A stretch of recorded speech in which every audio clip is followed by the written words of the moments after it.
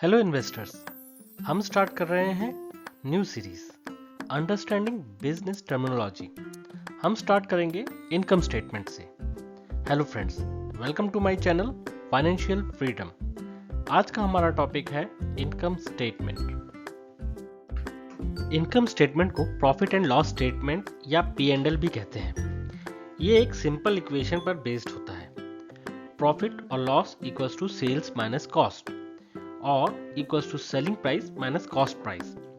Income statement generally एक period के लिए प्रिपेयर किया जाता है, जैसे एक साल या एक क्वार्टर। इनकम स्टेटमेंट का बेसिक स्ट्रक्चर कुछ इस तरह का दिखता है।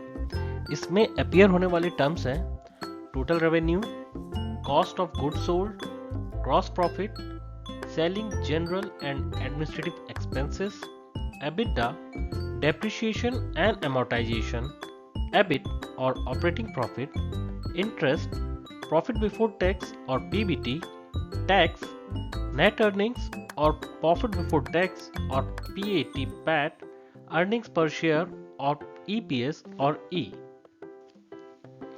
इन सारे टर्म्स को हम नेक्स्ट स्लाइड्स में वन बाय वन समझेंगे। अभी के लिए इस स्टेटमेंट में मैंने एक सिंगल कैलकुलेशन रखी है जो इस तरह है।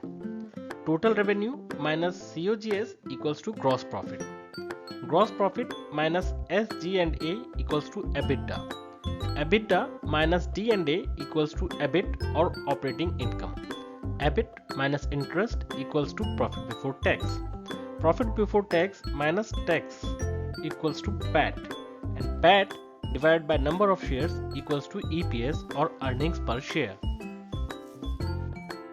इस इनकम स्टेटमेंट को जब हम पाई चार्ट में देखते हैं तो कुछ इस तरह नजर आएगा। इसी को जब हम कॉलम चार्ट में देखेंगे तो PAT, PBT, EBIT जैसे टर्म्स को हम और अच्छे से समझ पाएंगे। यह है इनकम स्टेटमेंट एक कॉलम चार्ट में। इसमें PAT, PBT, EBIT, EBITDA और ग्रॉस प्रॉफिट दिखाया गया है।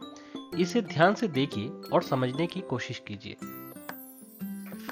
बुक्स ऑफ अकाउंट में 3 स्टेटमेंट होते हैं। उसमें से पहला है इनकम स्टेटमेंट, दूसरा है बैलेंस शीट और लास्ट है cash flow statement. That's all for today. Please like, share and subscribe. For more, click on my next video. Thank you.